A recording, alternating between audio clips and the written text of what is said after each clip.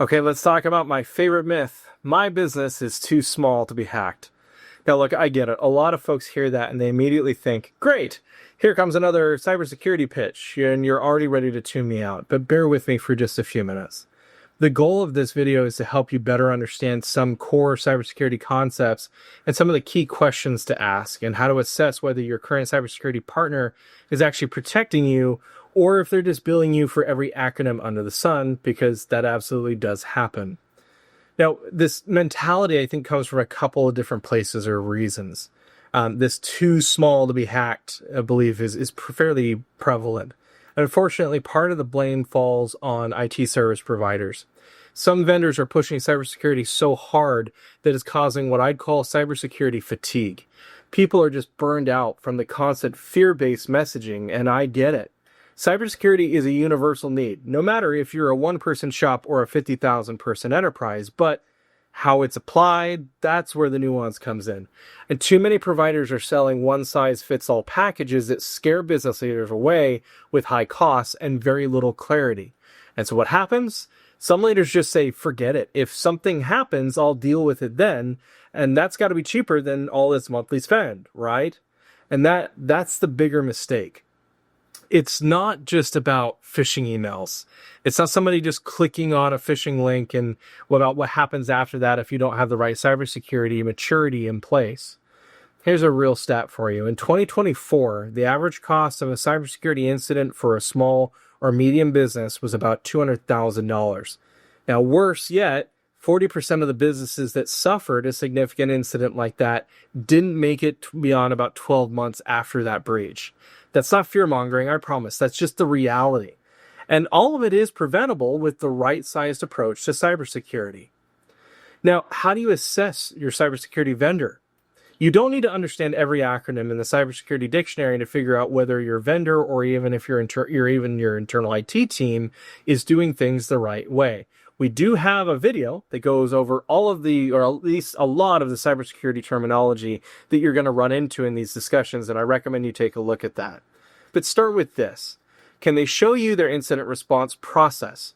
Any serious cybersecurity provider should have a documented playbook, process, or response framework for how that they can share, especially if your business touches any regulatory frameworks like HIPAA, GDPR, or any others.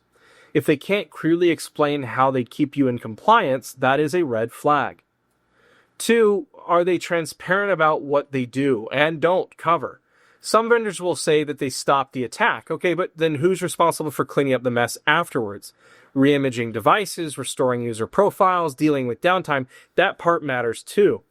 So understanding where their responsibility ends and yours begins is critical.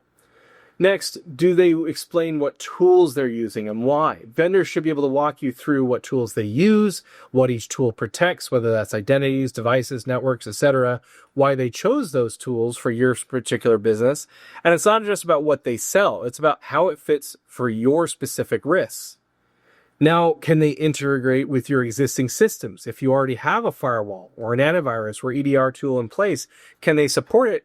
Are they even willing to? Or are they going to have to rip all of that out and replace everything? A good partner works with your tools, not against them.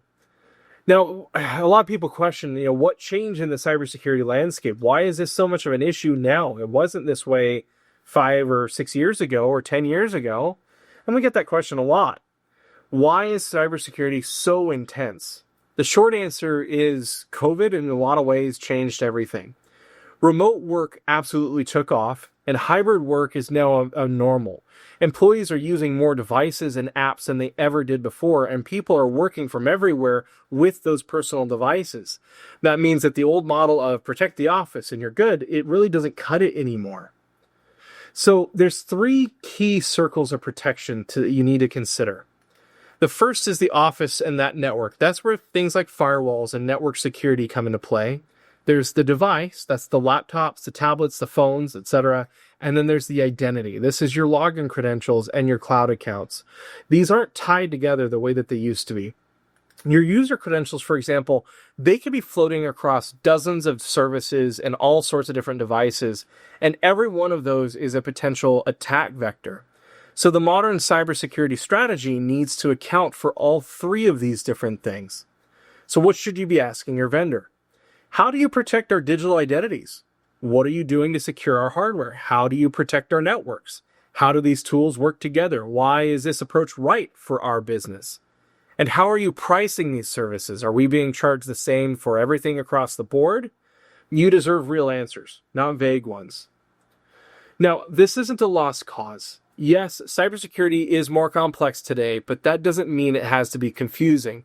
A good partner will help you understand the landscape, avoid overpaying, and feel confident in your defenses. Watch that other video where we get into that deeper dive of some of the key terminology, especially around identity and hardware protection. And if you still have questions and you want to talk through your current setup, reach out to us at inquiries@annealtech.com. We're always here to help you.